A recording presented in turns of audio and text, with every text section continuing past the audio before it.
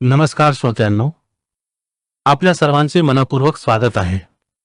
आज आपण महाभारतातील एक अत्यंत गूढ, तात्विक आणि जीवनाला दिशा देणारा संवाद समजून घेणार आहोत. संत सुजात आणि धृतराष्ट्र यांच्यातील संवाद, जो महाभारताच्या उद्योग पर्वात वर्णन केला आहे. हा संवाद सनत सुजातीय म्हणून प्रसिद्ध आहे. आजचा आपला केंद्रबिंदू आहे बुद्धिमान वृद्ध सेवा आणि त्याचे आध्यात्मिक महत्त्व. महाभारताचा संदर्भ कुरुक्षेत्र युद्ध सुरू होण्याच्या आधीचा काळ. धृतराष्ट्र अत्यंत चिंताग्रस्त आहे. त्याला आपल्या पुत्रांच्या भविष्याची काळजी, भीती आणि अस्वस्थता सतावत आहे. तो विदुरांकडे मार्गदर्शन मागतो. विदुर त्याला धर्म आणि नीती सांगतात, पण धृतराष्ट्राच्या मनातील अंधार दूर होत नाही. शेवटी विदुर सरळ सुजातांना आवाहन करतात आणि मग सुरू होतो एक अत्यंत गहन संवाद, जो फक्त तत्वज्ञान नाही तर जीवनाचे सार आहे. अज्ञानं तु महाबाहो मृत्यू विद्धि न संशयः, ज्ञानं तु परम ब्रह्म नास्ति तत्र विचारणात. हे महाबाहो, अज्ञान म्हणजेच मृत्यू आहे, यात शंका नाही, आणि ज्ञान म्हणजेच ब्रह्म आहे, हे निश्चित आहे. येथे मृत्यू म्हणजे केवळ शरीराचा अंत नाही, तर अज्ञानात जगणे हेच खरे मृत्यू आहे. ज्ञान केवळ पुस्तकातून मिळत नाही, ते अनुभवातून येते. आणि अनुभव कुणाकडे असतो? वृद्ध, ज्ञानी, अनुभवी व्यक्तीकडे.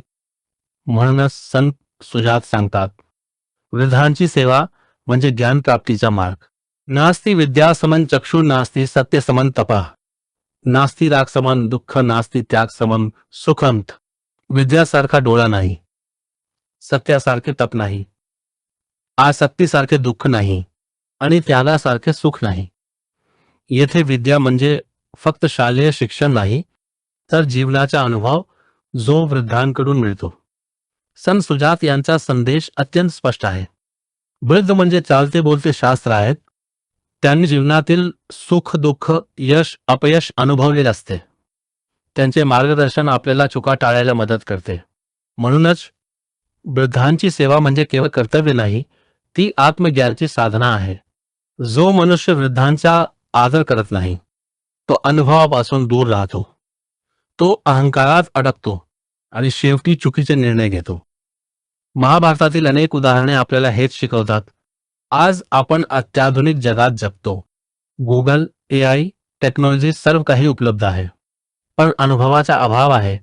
काही वास्तव उदाहरणे, आपण आजी आजोबांशी बोलायला वेळ देत नाही.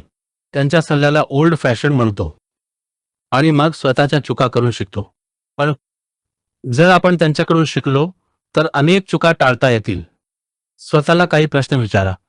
मी माझ्या घरातील वृद्धांचा आदर करतो का? त्यांच्या अनुभवातून शिकण्याचा प्रयत्न करतो का? त्यांच्या सेवेला मी कर्तव्य मानतो का? जर उत्तर नाही असेल तर आजपासून बदल घडवा.